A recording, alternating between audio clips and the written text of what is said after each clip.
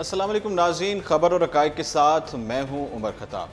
कौमी एहतसाब ब्यूरो नैब ने पाकिस्तान तहरीक इंसाफ PTI की रहनुमा और सीनियर सूबाई वज़ीर अब्दुल अलीम खान को गिरफ्तार कर लिया है। नैब ज़राए के मुताबिक आमदन से ज़ायद असासों और ऑफशोर कंपनी से मुताल्लिक़ तहकीकात में नैब के तलब करने पर अलीम खान आज एक मरतबा फिर नैब लाहौर के ऑफिस में पेश हुए थे। नैब ऑफिस में पेशी के मौके पर उनसे मुख्तलिफ सवालात किए गए, जबकि 2 घंटे से ज़ायद जारी रहने वाली तहकीकात में वो नैब हुकाम को मुतमिन करने में नाकाम रहे, जिसके बाद उन्हें मज़ीद तफ्तीश के लिए हिरासत में ले लिया गया था। अलीम खान की गिरफ्तारी से मुताल्लिक़ chairman NAB justice retired Javed Iqbal को भी आगाह कर दिया गया था, जिसके बाद उनकी बाकायदा गिरफ्तारी अमल में आई। ज़राए के मुताबिक हिरासत में लिए गए सूबाई वज़ीर को कल लाहौर की एहतसाब अदालत में पेश किया जाएगा, जहां उनके जिस्मानी रिमांड की इस्तदा की जाएगी। दूसरी जानिब पंजाब के वज़ीर इत्तलात फ़याज़ुल हसन चौहान ने सूबाई वज़ीर अब्दुल अलीम खान को तहवील में लेने की तस्दीक भी कर दी थी। उन्होंने निजी TV चैनल से गुफ्तगू करते हुए पहले कहा था कि कौमी एहतसाब ब्यूरो ने अलीम खान को मज़ीद तफ्तीश के लिए तहवील में लिया है, तहम अभी उनकी गिरफ्तारी वाज़ेह नहीं हुई है। ख्याल रहे कि आमदन से ज़ायद असासे, पनामा पेपर्स में ऑफशोर कंपनी ज़ाहिर होने और हाउसिंग सोसाइटी से मुताल्लिक़ अब्दुल अलीम खान के खिलाफ नैब तहकीकात कर रहा था और वो 3 मरतबा पहले भी नैब के सामने पेश हो चुके थे।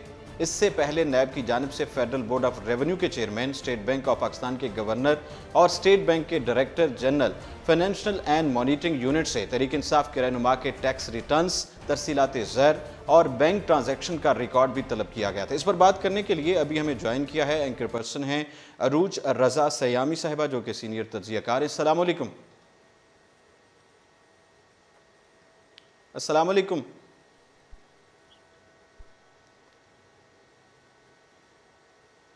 हमारा राब्ता मुनक़ता हो चुका है, जैसे ही बहाल होगा उनसे दोबारा बात करेंगे। अपने खिलाफ तहकीकात पर अब्दुल अलीम खान ने कहा था कि वो तमाम दस्तावेजी सबूतों के साथ इस मामले का दिफा करेंगे और उन्होंने अपने वकील और अकाउंटेंट को नैब के तहकीकी अफसरान के सामने तमाम मतलूब रिकॉर्ड फराहम करने की हिदायत कर दी थी। इस पर बात करेंगे। फैसल वाडा के इंकशाफात पर राना सनाउल्लाह का शदीद रद्द अमल सामने आया है। मुस्लिम लीग नून के रहनुमा राना सनाउल्लाह ने वफाकी वज़ीर फैसल वाडा के बयानात पर हुकूमत को तनकीद का निशाना बनाते हुए कहा है कि हुकूमत अपने वादे पूरे करने में नाकाम हो गई है और मसाइल से तवज्जो हटाने के लिए इस तरह के बयानात दिए जा रहे हैं। निजी TV के प्रोग्राम में गुफ्तगू करते हुए राना सनाउल्लाह ने कहा कि हुकूमती वज़रा इबहाम पैदा कर रहे हैं, उनकी कोई सोच नहीं है और उनके वफाकी वज़ीर इदारों के सरबराहान के मुतालिक इस किस्म की गुफ्तगू कर रहे हैं। दोबारा से हमें अभी ज्वाइन किया है बात करने के लिए अरूज रज़ा सयामी साहिबा, जो कि एंकर पर्सन है और सीनियर तज्ज़ियाकार हैं। अस्सलाम वालेकुम, कैसी हैं आप? दोबारा से हमारा राब्ता मुअत्तल हो चुका है और गुफ्तगू कर रहे हैं कि फ़लाँ साहब उनसे रात के अंधेरे में मिलने के लिए आए और उन्होंने आकर गाड़ी की नंबर प्लेट तब्दील की। याद रहे कि 4 फरवरी 2019 को निजी TV के प्रोग्राम में गुफ्तगू करते हुए वफाकी वज़ीर बराए आबी वसाइल फैसल वाडा ने इंकशाफात करते हुए ये पूछा था कि 5 हफ्ते कबल हमजा शहबाज रात की तारीकी में अपनी गाड़ी की नंबर प्लेट बदल कर डील के लिए किसी से मिलने के लिए गए थे। वहाँ से उन्हें जवाब मिला कि पुराने पाकिस्तान में हम फैसले कर सकते थे, नए पाकिस्तान में फ़ैसले करने की ज़ात अल्लाह के बाद इमरान खान साहब हैं, मैं सब कुछ कौम को खुलकर नहीं बता सकता। उन्होंने प्रोग्राम में मज़ीद इंकशाफ किया कि नून लीग में फॉरवर्ड ब्लॉग बन रहा है और शहबाज शरीफ और नवाज शरीफ एक पेज पर नहीं हैं, और साथ साथ प्रोग्राम में मौजूद मुस्लिम लीग नून के रहनुमा मियाँ जावेद लतीफ़ को ये मशवरा दिया कि वो मियाँ शहबाज शरीफ की बात मान लें। राना सनाउल्लाह ने इस बयान पर तबसरा करते हुए कहा कि फैसल वाडा की बात का रुख सिर्फ पाकिस्तान के 2 अहम इदारों के सरबराहान की तरफ है। नवाज शरीफ इस वक्त अदालती तहवील में हैं और इनकी रिहाई से मुताल्लिक फ़ैसला भी अदालत को ही करना है। हमारा इस वक्त फ़ोन पे हमें ज्वाइन किया है अरूज रज़ा सयामी साहिबा ने। अस्सलाम वालेकुम, आवाज़ आ रही है आपको?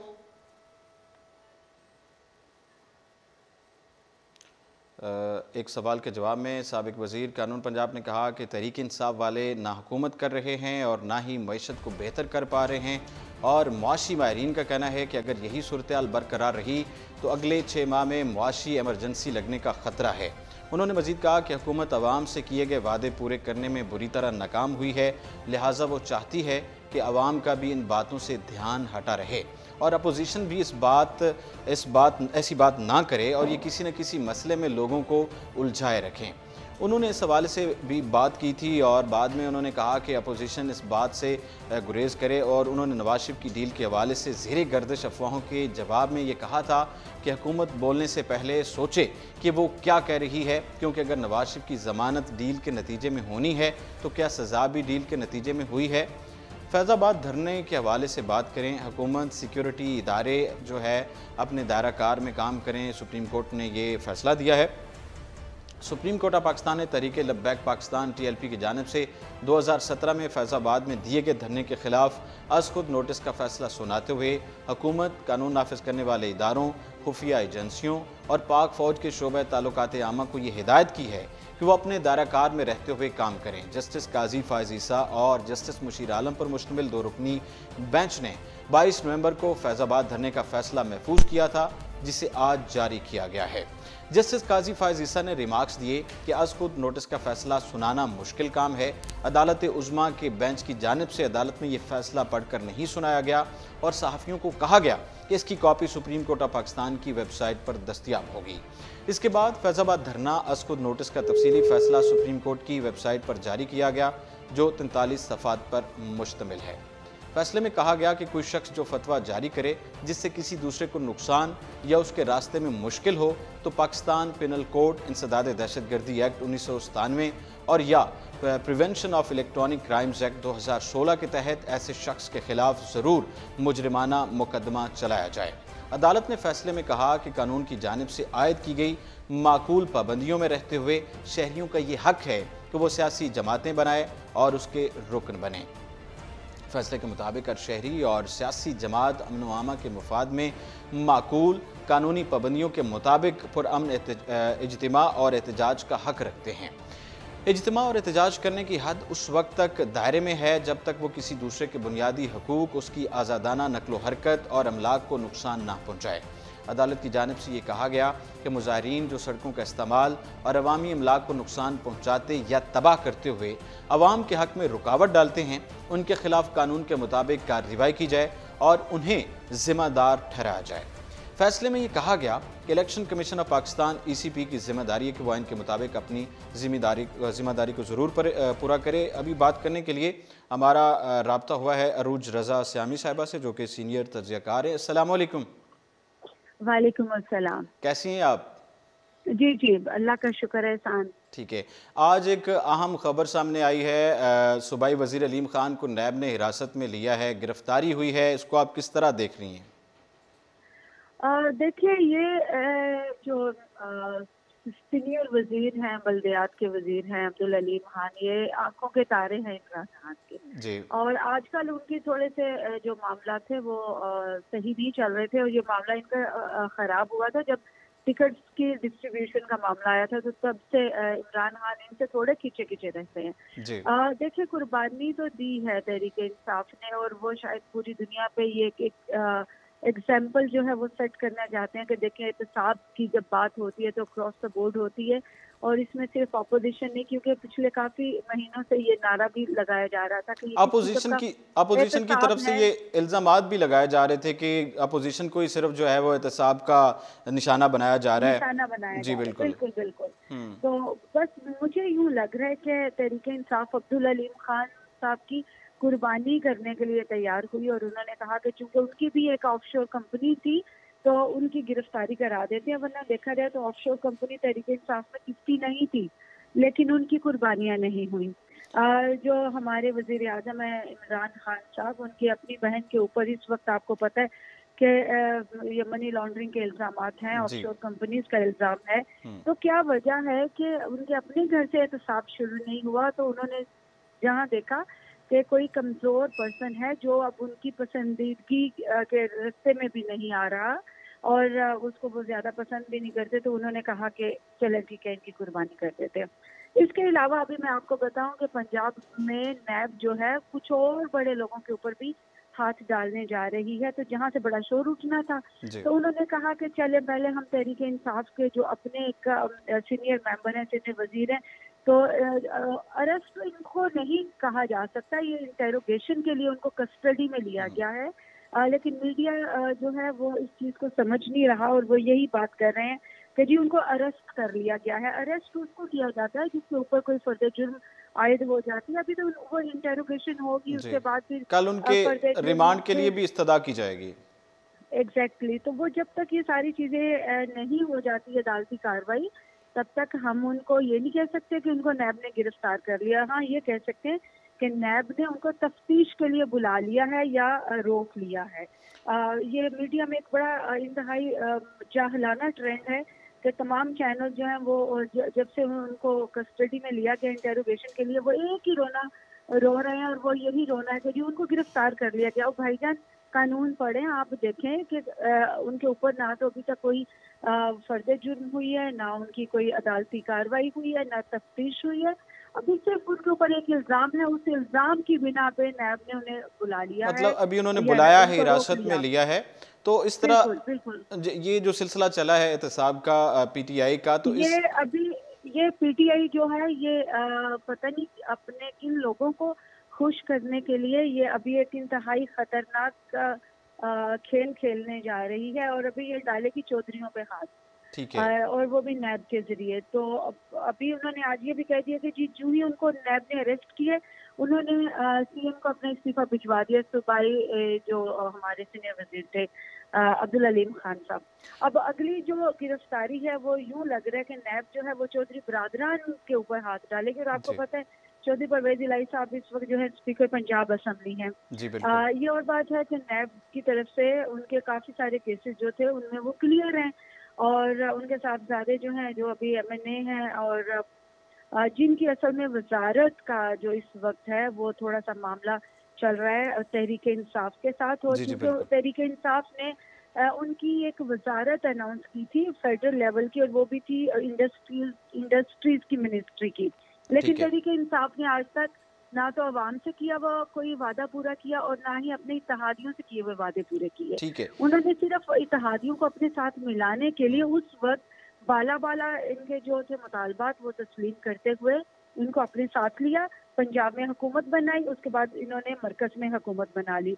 लेकिन अभी जब चौधरी बरादरान ने उनको उनके वादे याद कराए कि एक तो आपकी जितनी हमारी पंजाब की मिनिस्ट्रीज थी उसमें मतलब उनकी अलहदगी के हवाले से भी खबरें गर्दिश कर रही थी कि वो अलहदा हो जाएंगे अगर उनके मुतालबात जो हैं उनको दोबारा से रिवाइज ना किया गया। उमर आप ये देखें कि ये मुतालबात उनके बिल्कुल जायज़ हैं। ये इसी डील के ऊपर इनका इत्तेहाद बना था, इसकी बुनियाद पड़ी थी। तो जब आपने उनसे वोट ले लिए, अपने सेनेटर्स के लिए भी वोट ले लिए, आपने सीएम के लिए भी वोट ले लिए, उसके बाद आपने प्राइम मिनिस्टर के लिए भी वोट ले लिए और आपने पंजाब में और मरकज में हुकूमतें भी बना ली। तो अब चले आपका हनीमून पीरियड ओवर हुआ, अब आप दे दें उनको वजारतें जो आपने कहीं।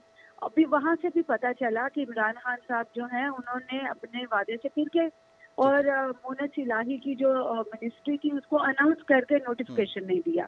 मतलब वजारत दी लेकिन उसको इख्तियारात नहीं थे, वजारत दी गई। बिल्कुल जी वजारत दी गई लेकिन उसका नोटिफिकेशन नहीं किया। और उसके बाद फिर जब चौधरी बरादरान ने उन्हें कहा तो उनके एक अगर आपको याद हो उनके एक मिनिस्टर हैं सूबाई मिनिस्टर थे उनके हाफिज अम्मार यासर, उन्होंने भी इस्तीफा दे दिया। लेकिन वो है बाद में मामला तय हुए और वो वापस अपने ओहदे पे काम करने लगे। वजह ये थी कि तहरीक इंसाफ के जो गवर्नर और सीएम हैं उनकी तरफ से बड़ी मुदाखलतें हो रही थी इनकी मिनिस्ट्रीज में, तो इनके जो इत्तेहाद था वो भी खतरे में है। अब यूँ लग रहा है कि अलीम खान की कुर्बानी बज़ाहिर एक सिंबल बनाया जा रहा है और उसके बाद फिर ये डालेंगे नैब के जरिए हाथ डालेंगे चौधरी बरादरान पे ताकि वो इस्तीफे दे के तो पीछे हो जाएं। लेकिन उमर मैं आपको बताऊं ये यहाँ पे अगर उन्होंने ये काम किया और काफ लीग अगर इत्तेहादियों से निकल गई तो पंजाब में भी पीटीआई की हुकूमत खत्म हो जाएगी और मरकज में भी खत्म हो जाएगी। अच्छा, ये जो एहतसाब का सिलसिला शुरू हुआ है इससे पीटीआई को कुछ फायदा होगा या उसकी आवाम में कुछ मकबूलियत होगी? ये जो इस तरह एहतसाब का सिलसिला, ये जिस तरह आपने कुर्बानी की बात की है। जी मुझे नहीं लगता उमर कि ये पॉपुलर होगी। ये जो ब्लेम गेम और ये दिखावे का एहतसाब है, क्योंकि देखिए एहतसाब के ऊपर बहुत सारे क्वेश्चंस हैं कि जी सारे एहतसाब सिर्फ अपोजिशन जमातों के ही क्यों। और अब्दुल हलीम खान जो है, ये पहला केस आया है कि जो पीटीआई से आए हैं, इन्होंने पेशावर में क्या किया, कितने लोगों का एहतसाब किया। वहाँ पे आपको पता है एहतसाब कमीशन के जो चेयरमैन थे वही रिजाइन करके चले गए कि जी वहाँ पे इतना प्रेशर था। वहाँ पे इनके जो मिनिस्टर्स थे जो करप्शन केसेस में पकड़े गए, इनके पिछले दौरे हुकूमत में उस पे कितनी कार्रवाइयाँ हुई वो भी लोगों के सामने है। तो अवाम में जो एक तासुर जा रहा है वो ये जा रहा है कि तहरीक-ए-इंसाफ अपोजिशन का एहतसाब कर रही है या फिर उसके बाद करेगी अपने इत्तेहादियों का एहतसाब करेगी। तो मुझे नहीं लग रहा कि ये पीटीआई की गवर्नमेंट को कोई मकबूलियत मिलेगी, बल्कि अभी तक आप ये देखें कि असद उमर साहब के IMF के जाने ना जाने की वजह से मजाक बना हुआ है। आज उन्होंने कोई वाजे कभी मौक़िफ़ दिया ही नहीं उन्होंने वाजे तौर पर। बिल्कुल ऐसे ही है, कभी उन्होंने वाजे मौक़िफ़ नहीं दिया और हर रोज वो कहते हैं we are going, we are not going, we are pretty much sure and confident about our economy, और अगले दिन वो रोना रो रहे होते हैं। तो ये सब बातें जो हैं वो यूं लग रहा है कि पीटीआई गवर्नमेंट में जब आई तो इसका कोई होमवर्क नहीं था। इसके पास वो जो एक्सपर्ट्स थे वो कॉस्मेटिक एक्सपर्ट्स थे, उनका कोई तजर्बा नहीं था। किसी कंपनी को चलाना और चीज होती है, किसी हॉस्पिटल का एग्जीक्यूटिव होना और चीज है, मिनिस्ट्रीज को और पूरे मुल्क को चलाना जो है वो कुछ और क्वालिफिकेशन डिमांड करता है।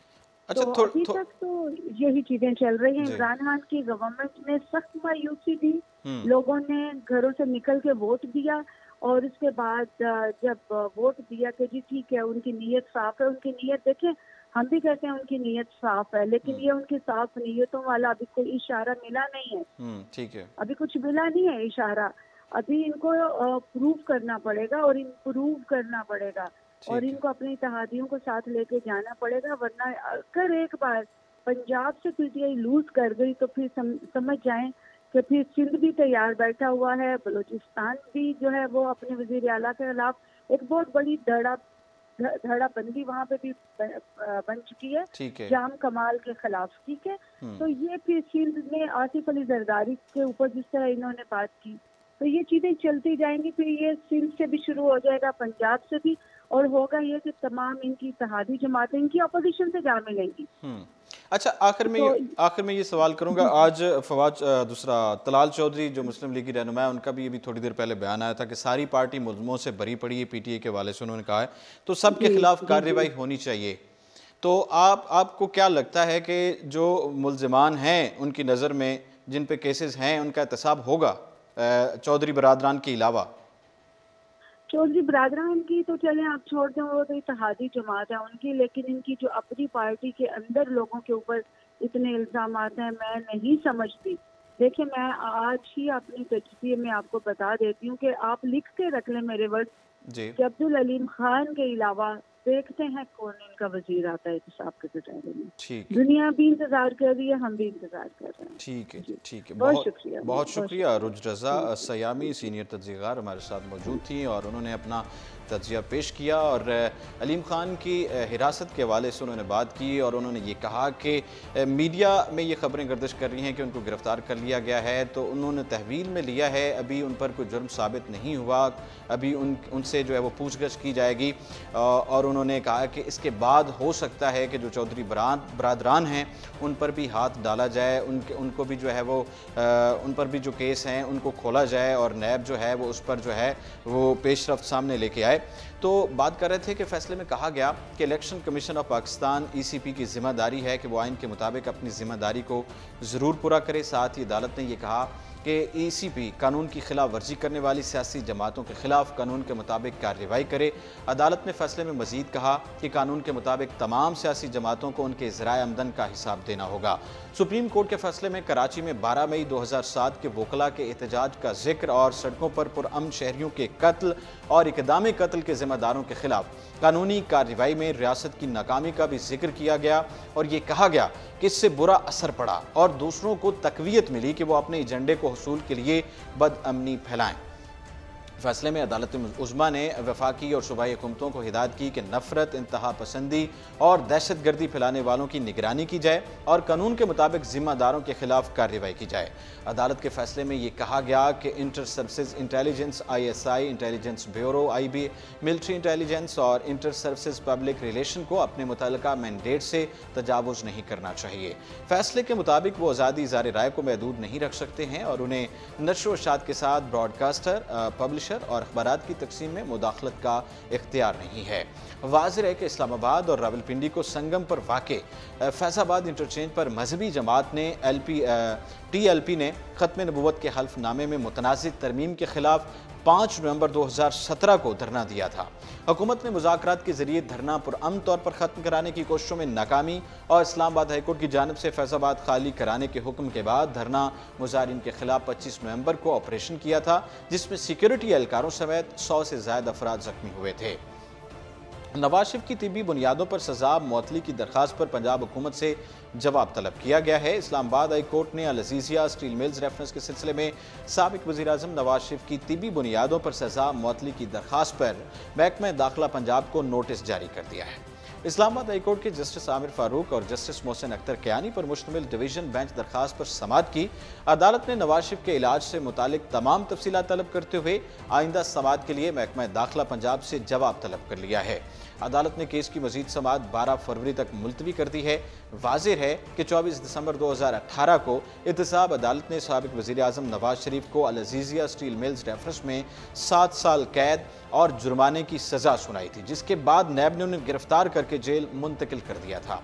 नवाज शरीफ के वकला की तरफ से 26 जनवरी को दायर की गई एक दरखास्त में मौक़िफ़ इख्तियार किया गया था कि साबिक वज़ीर आज़म की सेहत गैर तसली बख्श है, उन्हें अर्ज़ कल्ब और गुर्दों का मरज़ला हक है, लिहाजा उनकी दरखास्त ज़मानत पर अल-अज़ीज़िया और फ्लैगशिप रेफरेंस की अपीलों से पहले फैसला सुनाया जाए और अल-अज़ीज़िया स्टील मिल्स रेफरेंस में सज़ा मुअत्तल करके नवाज शरीफ को तिब्बी बुनियादों पर ज़मानती मुचलकों के एवज़ रिहा किया जाए।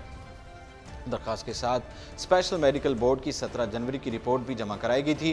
वाज़ेह है कि कोट लखपत जेल में कैद नवाज शरीफ का चंद रोज़ कबल जेल में डॉक्टर्स की एक टीम ने तिब्बी मुआयना किया था, जिसमें अमराज़ कल्ब के माहिरीन भी शामिल थे, जिसके बाद उन्हें डॉक्टर्स के मशवरे पर सर्विसेज अस्पताल मुंतकिल किया गया था। अफगानिस्तान के हवाले से बात करें। अफगानिस्तान में अमन के लिए तालिबान समेत दीगर गिरोहों से भी मुज़ाकरात कर रहे हैं। अमेरिकी सदर डोनाल्ड ट्रंप ने दूसरे स्टेट ऑफ द यूनियन खिताब में अपनी कौम को आगाह किया कि उनकी हुकूमत अफगानिस्तान में तालिबान के साथ साथ दीगर ग्रुप्स के साथ भी मुज़ाकरात कर रही है। उन्होंने कहा कि जब हम इन मुज़ाकरात में पेशरफ्त हासिल करने में कामयाब हो गए तो हम अपने फ़ौजियों की तादाद कम करने के काबिल होंगे और इंसदाद दहशतगर्दी पर तवज्जो भी देंगे। ये बात वाज़िह है कि ये पहली मरतबा है जब अमरीकी सदर ने बताया है कि वो अफ़गान तालिबान के साथ साथ दीगर ग्रुप्स के साथ भी मुज़ाकरात कर रहे हैं। तब उन्होंने इन गिरोहों के नाम का जिक्र नहीं किया है। अमरीकी सदर का मज़ीद कहना था कि मुझे नहीं मालूम कि हम कुछ समझौता कर पाते हैं या नहीं, लेकिन हमें ये मालूम है कि 2 दहाइयों के बाद अब वो वक्त आ गया है कि जब अमन के लिए कम अज़ कम कोशिश कर ली जाए। अपने खिताब में अमरीकी सदर ने मुल्की सियासत में तलखियों से आगाही के बावजूद ज़्यादातर तवज्जो खारजा पॉलिसी के एजेंडे पर मरकूज रखी और अफगानिस्तान और शाम से फ़ौजी इनखलाब के अज़्म को दोहराया। ईरान के साथ जोहरी मुआहदे से दस्तबरदारी, रूस के साथ मिसाइल मुआहदे के खात्मे और शुमाली कोरिया के सुप्रीम लीडर किम जोंग उनके साथ मुज़ाकरात करने की तारीफ़ की। फ़ौजियों की वापसी पर जोर देते हुए उन्होंने ये बताया कि हमारी बहादुर अफवाज मशरिक़ वस्ता में कम अज़ कम 19 साल से लड़ रही हैं। अफगानिस्तान और इराक में 7,000 के करीब अमरीकी फ़ौजी अपनी जान दे चुके हैं। 52,000 से ज़ायद अमरीकी फ़ौजी शदीद ज़ख्मी हुए हैं और मजमूई तौर पर हम 70 खरब डॉलर से ज़ायद रकम मशरिक़ वस्ता में खर्च कर चुके हैं। उन्होंने ये दावा किया कि अमेरिका ने इराक और शाम में 20,000 से मील से ज़ायद इलाका आज़ाद करवाया, जिस पर दाइश का कब्ज़ा था, और अब वक्त है कि हम शाम में मौजूद अपने फ़ौजियों को घर में खुशामदीद कहें। तहम अहम बात यह है कि उन्होंने अफगानिस्तान में फतह का दावा करने के बजाय दोहा और मुत्तहिदा अरब अमारात में होने वाले अमेरिका तालिबान मुज़ाकरात का जिक्र किया। अमरीकी सदर जिन्हें तकसीम शुदा कांग्रेस का सामना है ने इंतकामी सियासत को मुस्तरद करने का मुतालबा भी किया और डेमोक्रेट्स अरकान से उनके खिलाफ 2016 के इंतखाबात के दौरान रूस के साथ मुबैना मुआहदे की जारी मुज़हिका ख़िज़ तहकीकात ख़त्म करने का भी मुतालबा किया है। ट्रंप के खिताब का महवर अमेरिकी हुकूमत का 35 रोज तक जारी रहने वाला शटडाउन की वजह बनने वाला मामला यानी अमेरिका और मैक्सिको की सरहदी दीवार था। वाशिंगटन अमेरिकी सेनेटर्स ने सदर डोनाल्ड ट्रंप के फैसले को मुस्तरद करते हुए शाम और अफगानिस्तान से फौजी दस्ते वापस बुलाने के ऐलान के खिलाफ तरमीम मंजूर कर ली है। मज़कूरा करारदाद के हक में 70 जबकि मुखालफत में 26 वोट पड़े हैं, जिसमें इस बात पर यह जोर दिया गया है कि अमेरिका को शाम और अफगानिस्तान में सरगर्म दहशतगर्द गिरोहों से मुसलसल खतरा है, जिसके बाद किसी भी मुल्क से अमेरिकी फ़ौज के अचानक इनखला की सूरत में अमेरिका के इंतहाई मुश्किल से हासिल किए गए फ़वायद और अमेरिकी कौमी सलामती को खतरा हो सकता है। ये बात वाज़ेह है कि अमेरिकी सेनेट में हुक्मरान जमात रिपब्लिकन से ताल्लुक़ रखने वाले सेनेटर्स की तादाद 53 है। इसके बावजूद ये करारदाद बासानी मंजूर कर ली गई, क्योंकि इनमें से 46 अरकान ने इस तरमीम के हक़ में वोट दिए हैं।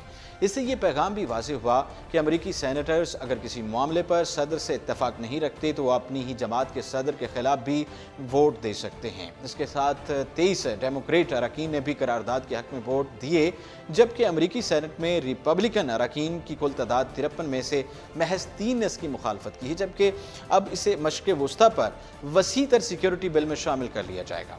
दूसरी जानिब एक अमरीकी नशियाती इदारे से गुफ्तगू करते हुए अमरीकी सदर का कहना था कि इस तरह का इख्तलाफ उन्हें अपना इरादा तब्दील करने पर मजबूर नहीं कर सकता है। नाज़रीन, ये था आज के प्रोग्राम और इसके साथ ही उमर खताब को दीजिए इजाज़त और आप देखते रहिए उर्दू पॉइंट।